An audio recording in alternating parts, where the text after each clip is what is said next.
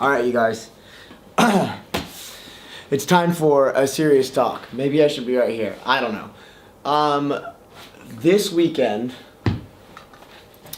I came to London for our championship swim meet. Check it out.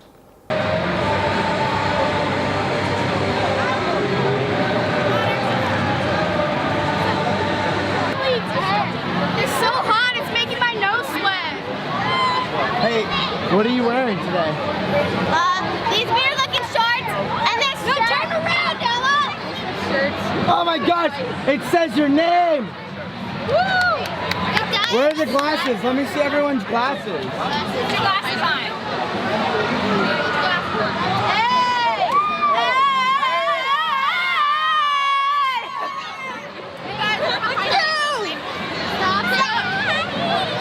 Hey! We're gonna do a parade next. Watch this. The kids did great. It was amazing to kind of see everyone and their improvements. What I want to talk about in this video is why I coach.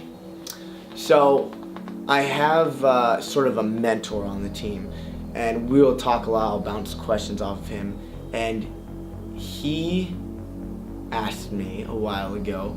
He said, "Why do you volunteer on the swim team?" Coach Molly and I are typically on the pool deck from 3 o'clock till about 5:30, 6 o'clock, Monday through Thursday. We don't get paid for it. It's just volunteer. There's no financial gain from this. And so he asked us this question, or he asked, well, both of us, but separately. He said, why do you volunteer for the swim team? And you know, I really struggled to find the answer for that, and then really think on it a lot.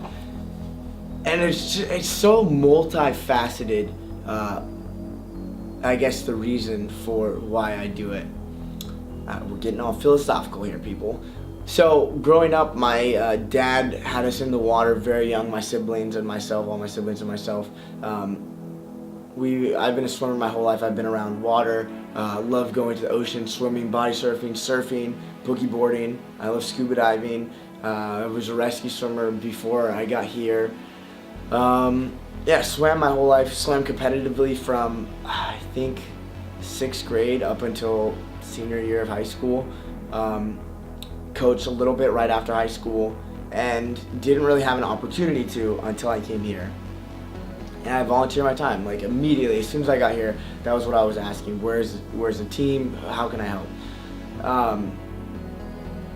And so this entire year, I've been volunteering my time every day. And let me tell you, because you guys are who I'm venting to, it got rough at certain parts of the season because I'm working an 8-hour day, have basically like an hour-long period to eat my lunch in between work and the time practice starts, and then after that I've got school. So school from 6 to 9, 2 days a week for the majority of the season, and on top of that, you know, of course, the school work that comes with online school as well. So putting a lot of time in, and there were times when I got really tired, like physically and mentally exhausted.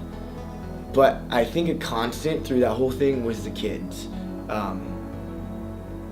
And when it comes back to it, it's like, it's all about the kids. Because I'm so much of the mentality of you pay it forward. I look back at all my mentors throughout life. One of my, obviously besides the parents and the family, but biggest mentors that sticks out to me, or a couple big mentors, all came up around right before high school and high school time period. I had Mr. Piltz was one of my woodshop teachers, or was my woodshop teacher, probably the biggest single influence of anyone in that earlier high school part of my life. And then my coaches, I had Bill Kuzmer was one of them. I had my water polo coach Liz, water polo coach Paula, I had Rhonda. Just, there were these people that really made an impact on my life. And even though I was in this weird catch-22 with swimming, I enjoyed it, but I didn't like it because it was so much work, and I didn't understand, everything didn't come together fully when I was younger, you know, having ADHD, ADD, and just like not being able to focus, like swimming or swimming laps, and it's almost so redundant and overwhelming sometimes, especially as a kid, that you kind of wonder what's the point of it all. But then I look back now and I see these moments specifically where I had people, you know, talk to me, give me that motivational speech, pull me aside, talk to me after a race, or in the case of Mr. Piltz, I would come to him with a problem at work, something, or at school, something I wanted to build, and he would teach me. He was just one of the most talented people I've ever met. You know, I'd come up with a project. I'd be like, hey, Mr. Piltz, I want to build this table. And he would have me build the components of it. He wouldn't tell me what to do. And it wouldn't be till afterwards that I would put together and formulate, like, oh, this is how we're doing it, like 1 or 2 steps before the end. And it kind of like opened my eyes to there's reasons why people do stuff. And it was the same thing with coaching. I didn't understand all the time why I was swimming so much long distance if I was a sprinter. But then I started to understand my coach's plan. But I digress. So, why do I coach? I love the kids, first and foremost. They just, you know, they bring every emotion about. They bring, sometimes, you know, piss me off so much on the pool deck. They'll be doing something just like, they know they're doing it, and they'll mess, you know, and it's, you know, it's them making me laugh, telling stupid jokes. You know, I was talking with my mentor about some of the stuff that kids say from like 11 till 15 or 16. They're so innocent, but they're saying stuff sometimes that you just have to laugh because it's unintentional. But if an adult said it, you'd be like, well, what are you saying? I love like the parents that get involved.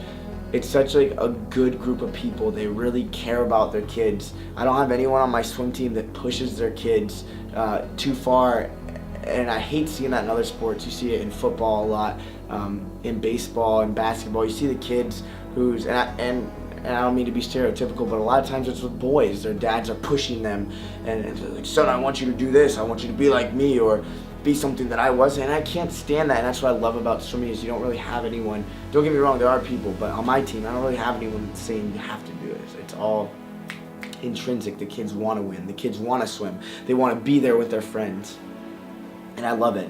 I love it. So the kids, the parents, the atmosphere.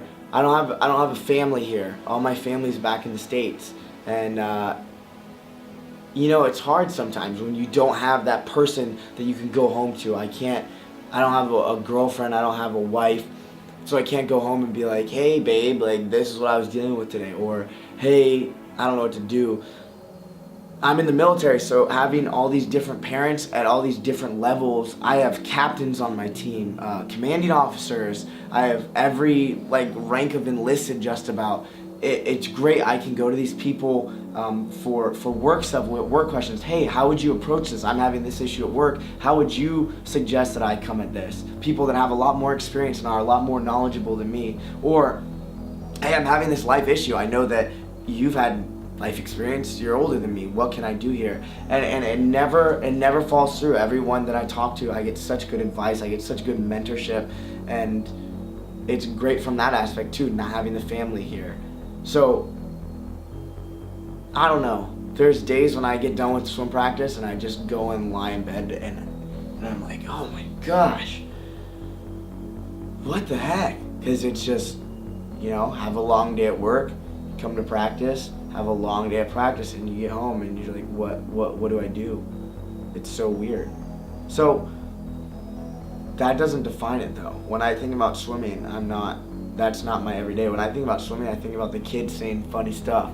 I think about having these great conversations with the parents, getting mentored. I think about how much I enjoy seeing them improve. And I think about being able to be a mentor to the kids. I think it's important that you, no matter where you are in life, whether you're a tiny child or whether you're in your 60s or 70s, it's important to always have someone that you can look up to and rely on and feel comfortable with going and talking to, and you know, I hope that I can provide that to the kids and even the families if they if they have an issue with something, I hope that they can feel comfortable enough to talk to me, because I know that that's what I like. I like having that person to be able to talk to. I like if I have an issue or a problem or a suggestion or whatever it may be, I like being able to know that I can talk to that person. So, I don't know, there's just so many different things that come into play, and I don't know if I could say one thing is the reason I volunteer as a swim coach, but you know, it's just I know it's gonna sound cliche, but it's like a family, and I'm a huge proponent of family. I'll do anything for my family. I literally will do anything for my family. So it's nice to have that connection here that I don't have because mine's back in the States. So I know this video is different than normal videos, but I was trying to think about what I should do for this weekend, because my 52, I want to make it something that stands out every week and something that's a little bit different. So when I was thinking about this weekend, I keep thinking and coming back to that question. So that's this week's video, why I coach, why I volunteer for coaching. So I hope you guys enjoyed it. Most of my videos aren't this deep and philosophical, whatever. So I hope you guys liked it. Subscribe, like, follow me on Instagram, hit me up, say what you think, thumbs up, thumbs down, comment. Thanks for watching.